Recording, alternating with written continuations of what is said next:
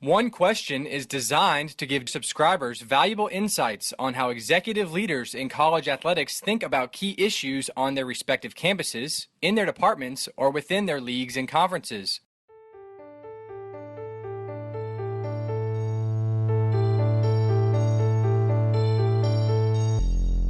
Greetings, this is Ty Brown and welcome to One Question, where we highlight executive leaders in college athletics. Our guest today is Mónica Lebrón. Mónica is the Deputy Athletics Director at Tulane University. Greetings, Mónica. Thanks for joining us today.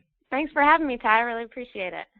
Now, Mónica, your background in college athletics is very impressive. You've worked in development for years, Georgia, Ole Miss, at Cal Berkeley, and overall, you've been in athletics, what you say is 21.5 years. And it's impressive because you started working in college athletics when you were a freshman in college and worked all 4 years while in school while being a student athlete. That's pretty impressive. Thank you. Yes.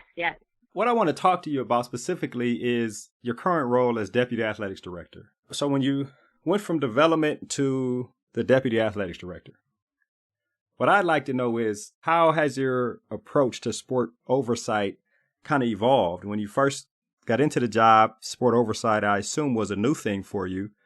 And then now you're a couple years into your experience as deputy. So how has your sport oversight experience helped you in terms of leadership and what you do in leading coaches? Yeah, I'd say first and foremost, I think I've grown in confidence. And it wasn't just this step to becoming a deputy and to having sport oversight. I look back on my career and every move I've made, I think I've been a little bit nervous, especially the night before I start that new job. I'm thinking, oh my gosh, am I ready to start at the University of Florida at this entry-level position? I've never done this before. And you get a little bit nervous. And then you jump to major gifts, and then you jump to supervising other employees. And I think with each time I've had those nerves kind of working. But it just means that I'm excited and that it matters and that I want to do a good job. And so coming here was no different. I remember the night before, I'm like, oh no, I have to oversee sports tomorrow. Like, am I really ready? And the answer, yes. Because like you said, I've been working in this industry for over 20 years, and that's what prepares you. It doesn't happen overnight. And so I was ready, but of course you have to start doing it and then actually do it to know, okay, I can do this. And so I think I've grown in confidence. I think that first year here at Tulane, I was in Troy Dannon's our athletic director. I think I was in his office every other day, like, hey, what do you think about this? Or can I get some feedback before I make this decision? And even we just had, he just conducted my performance review, and he even commented on how much I've grown and how much more I can handle on my own, which he appreciates because at the end of the day, the AD has a lot on his plate. And I think he appreciated the opportunity to mentor me. But now I think he's seen how much I've grown and that I anticipate. And you also, I think I've learned him as an AD, how would Troy handle this? How would he want me to make this decision? And that ultimately frees up his time. That my purpose is to make his job easier.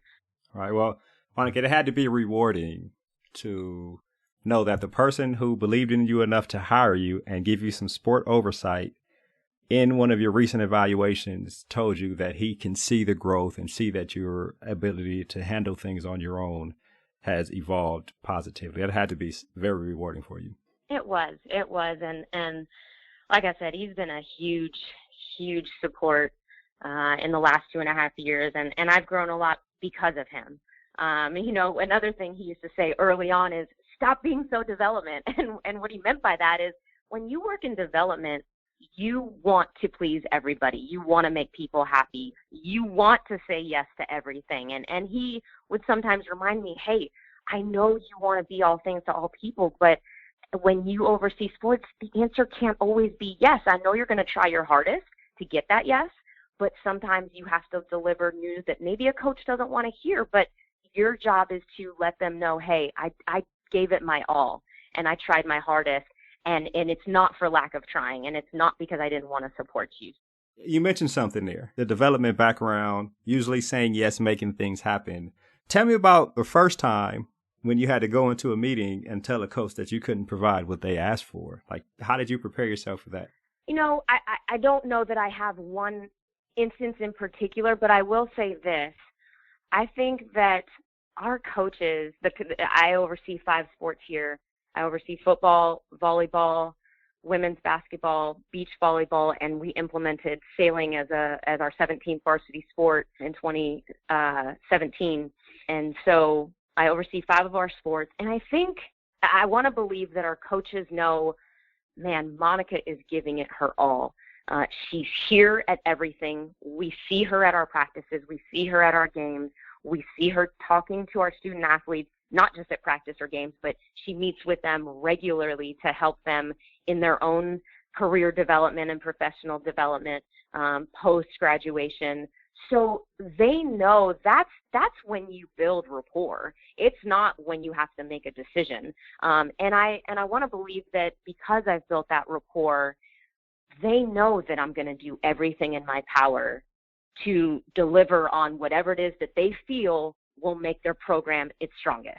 And so that when I can't, they know it's not coming from a bad place. And I just think that's built on the everyday. It's built on the relationships day to day, so that when you do have to make that decision, you already have a strong foundation. That's how I feel. I imagine for somebody who has been there, they probably can tell the difference from the first time you met with them in your first sport oversight meeting to now, a couple years later on, Monica, you're really handling things well. Not specifically from Troy, the athletic director, but from people that you oversee. You think they can tell the difference in you 2 years ago to you now? Yeah, I hope so. But at the same time, our women's basketball coach, Lisa Stockton, she's completing her 25th season here, which is so rare nowadays. And a lot of us spoke at her celebration last month. And one of the things I said when it was my opportunity to speak was, hey, I came in, I was supposed to be the sports supervisor. I was supposed to know everything. But Lisa, it's you that I look to. You are a mentor. You are a leader. And I rely on you sometimes as a mentor to me. And I emulate you as a leader. And so it's okay to also, as the sports supervisor and sport administrator, to also look at your coaches. Look, they've been doing this a long time too. And so they can help you grow as much as you can help them grow. I feel the same exact way with our head football coach, Willie Fritz. He's one of the best in the business, and he's been a head coach, not just in coaching, a head coach for over 25 years. And so he's seen it all. And I can rely on him sometimes to help my personal growth as well and my professional growth. Right. That's excellent insight. The development aspect, heavy in your background, right? Creating environments for people to support their institutions is what you, based on what I've seen, is what you were an expert at doing. Then you come into this deputy role, you come into this leadership role. Do you use that background? I imagine there's some relationship development there, but do you use that background, or how do you use that background in your current role as a deputy and as a leader there on campus at Tulane? So in addition to overseeing the 5 sports, I also oversee the external side of the house. So anything that generates revenue falls under my umbrella, and development is a part of that. So what has happened here, first of all, we walked in to a situation where we had to clean some stuff up. We were a little bit complacent in our department, and so probably about, I'd say over 80% of our athletic department is new in the last, really since Troy got here, so in the last 3 years. And so a lot of my early goings here were personnel. I interviewed probably more people than, I know more about HR now than I've ever cared to know, but it was a learning experience for me too. And so when it comes to development, we did hire, we just promoted him to associate AD for development, Garrett Broom. And Garrett and I had worked together at Ole Miss, and then he went to Wisconsin, I went to Georgia, and then when I came here, I recruited him and his family to come down, and he's been here 2 years, and he's doing a phenomenal job. We had to be a little grassroots. We had to reconnect with donors who had kind of fallen, and then we had to find new donors. And Garrett's an amazing relationship guy. He does really, really well at the cultivating relationships, so he's done a great job there.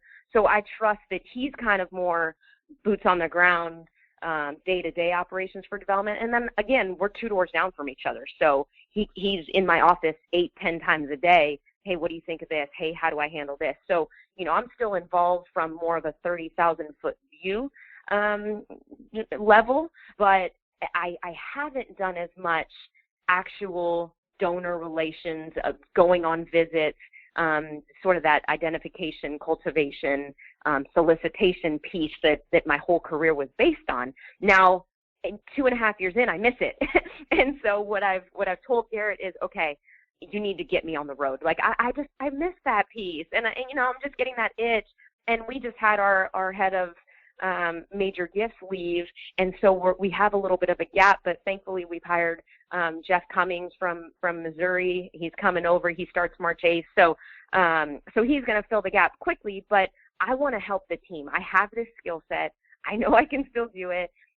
So he's going to send me up to New York and get me to Houston and Dallas a little bit, and maybe even to California where I'm from. So just because I can help, and it's hard because you're busy, and there's a lot to be done in the office, and I'm the acting AD when Troy's out. So I have to be here a lot, but I can still maybe work in a donor visit or two. So I'm hoping in the next 6 months I can incorporate that a little more and maybe help move the needle too. I mean, that's the goal.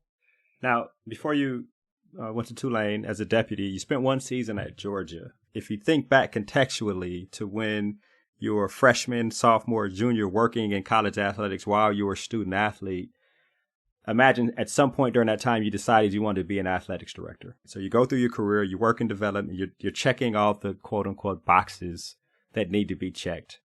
And then this deputy role comes up. And while you're working at Georgia, there's some pretty dynamic leadership at Georgia while you were there, and still is. What kind of insight did you get from the leadership at Georgia when contemplating taking the deputy athletics director role there at Tulane?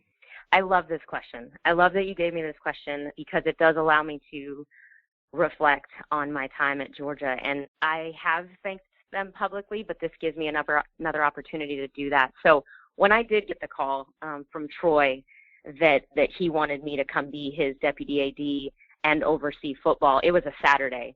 And so, it was something that I don't leave jobs quickly. I don't job hop. I had only been at Georgia 13 months. And so I text Greg McGarity and Carla Williams. Carla Williams was the deputy at the time at Georgia, who's obviously now the AD at Virginia. And she was overseeing football. And I texted them and I said, can I meet with you guys first thing Monday morning? And they said, sure. And I went right into Greg's office and I told them the whole story, that I got this call and I didn't know what to do because I was committed to Georgia 100%, but they knew my aspirations to be an athletic director, and Troy was offering me the opportunity to oversee football. And I'll never forget it. They took off their Georgia hats and put on their mentor hats and said, look, we don't want you to leave. We're not going to kick you out, but we know you want to be an AD, and this is the opportunity of a lifetime. So we need you to know that if you leave, we won't be mad at you. And again, this goes back to my development. I don't want to upset people. I don't want people mad at me. And they gave me that opportunity and they supported me. They said, again, if you want to stay, we want to have you here. But we will support you 100%. And at the end of the day, we brought you here to, one, unify the development team, and two, raise major gift dollars. And you did both of them. And our team that year broke fundraising records at Georgia. And now they continue. The McGill Society that we implemented as a team just reached 1,000 members. So we did that as a group and as a team. And so they're sitting there saying, you did what we asked you to do, and you'll leave us in a good place. And the last thing Greg said, and I will never forget this, he said, if you stay here and you're here 3 years, you're here 5 years, you're here 10 years, you will still be fundraising. We don't have a structure where, hey, maybe you'll get a sport here, you'll oversee this sport there, maybe down the road we'll change our structure. And the fact that he was so honest with me and so transparent, another administrator might have said, hey, if you hang tight, maybe I'll get you a sport here in a year or two. And someone might stay thinking that. But no, Greg looked me in my eye and said, this is our structure, Monica. So again, not kicking you out, but if you want to do this, you have our 100% support, and I am indebted for life to both of those people, Greg McGarity and Carla Williams, because they supported me 100%. And now 2.5 years later, this has been the opportunity of a lifetime. It is proving to be that, and it is preparing me to be ready for that AD chair. So I want to publicly thank Greg and Carla for supporting me. I'll never forget it. Well, if they're listening, you've definitely done that. And it is very impressive of them to say, hey, go get it. This is what you want to do. We support you. You've helped. You fulfilled your purpose here at Georgia. Go fulfill your purpose there at Tulane and help out Troy with that athletics department. That is pretty impressive that they did that. Monica, I will say that this has been an interesting conversation because actually I've learned a lot about you in the conversation from going from development to deputy to overseeing sports, and you're also over the external side. I mean, every box you need to check is being checked now, right, as we speak, as I'm learning about you. And then you tell your development guy, hey, look, I understand that this is your show, but just can I go on a trip once to talk to a couple guys? Because this is what I want to do. I'm begging. This has been an excellent conversation, Monica. I really appreciate you joining us here on One Question. Thanks, Ty. Appreciate you having me. Thanks for the invite. That was Mónica Lebrón, the Deputy Athletics Director at Tulane University. And of course, this is Ty Brown with One Question. And keep in mind, the role of a leader is to create and maintain an environment that people want to be a part of. And as always, be better tomorrow than you are today.